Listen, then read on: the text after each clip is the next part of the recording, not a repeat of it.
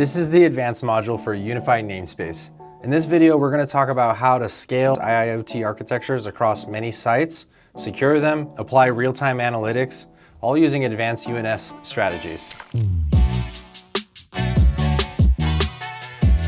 So let's start with architectural patterns. At scale, UNS doesn't just live in one place, it lives everywhere. It doesn't just live in the cloud or your on-prem server. You often need local brokers at the edge for latency and resiliency, especially for isolated sites or high-frequency data. We call this a federated unified namespace. You have a local unified namespace instance per site that is synchronized and replicated upstream to a central broker. This enables autonomy with global visibility. You have autonomy at the site level and global visibility at the enterprise level. You might have MQTT brokers running on-prem at plant A and plant B, and a central broker running in Azure, Google Cloud Platform, or AWS. Each publishes data upwards to the central broker, unifying everything together, semantically, including this plant A, plant B, plant N. Security becomes non-negotiable at scale. Use certificate-based TLS encryption between all the brokers and clients.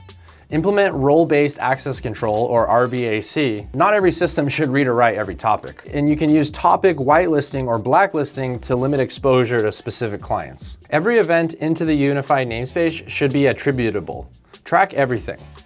A misconfigured broker on one site can become a major vulnerability. Now let's talk about multi-broker interoperability. You may need to federate multiple IIoT platforms like Ignition, Litmus Edge, Aviva, and Kepware, each with their own broker. Using bridging, clustering, and namespace mapping, each platform publishes its own local namespace within the global namespace.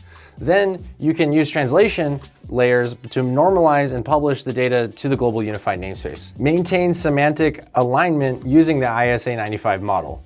This avoids data duplication and keeps your UNS vendor agnostic and semantically organized so you can find the data you're looking for. Once your data is structured, you can build real-time intelligence on top of it using dashboards and AI and ML interfaces. Use stream processors like Apache Kafka, Spark, or Flink to run analytics in flight. Deploy AI and machine learning for predictive analytics, quality control, predictive maintenance, and anomaly detection. You can use TensorFlow or other ML models, engines at the edge for a low latency. But first, a quick shout out to today's sponsor, Siemens, the folks behind Semantic WinCC Open Architecture.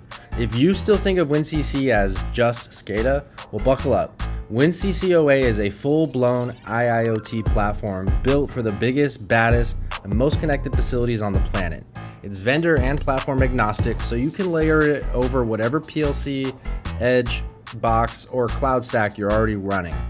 We're talking high-performance, distributed networking that scales from a single edge device all the way to a multi-site global rollout. Unlimited clients, unlimited tags, web, iOS, Android, you name it. Security, WinCC OA's got it locked down. And because it's object-oriented at the core, you engineer once and reuse everywhere, cutting your deployment time while future-proofing your stack for edge analytics, AI, and anything Industry 4.0 can throw at you. Bottom line, if you want a control layer that's as ambitious as your digital transformation roadmap, check out Siemens WinCC OA. There's a link in the description, and tell them 4.0 Solutions sent you. Now back to the video.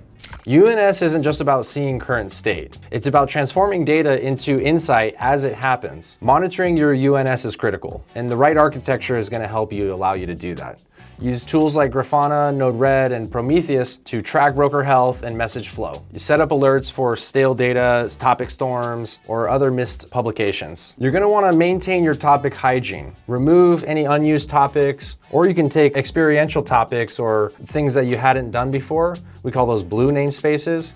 Those are ad hoc namespaces. You can take those blue namespaces and promote them into red namespaces or standardized namespaces. Everything at the enterprise layer is red. And then if you have one-offs or if you have a specific use case you want to test, that's a blue namespace. Innovation happens within blue namespaces. So you may promote a blue namespace to red, or you may demote an unused red namespace back down to blue. And your unified namespace is a mixture of blue and red namespaces. And make sure you document these topic payloads. Treat your UNS like production infrastructure, because it is. Let's look at a real-world example. In a recent enterprise deployment, we federated dozens of vendors and internal systems across a virtual factory model at the Prove It conference, 36 vendors to be exact.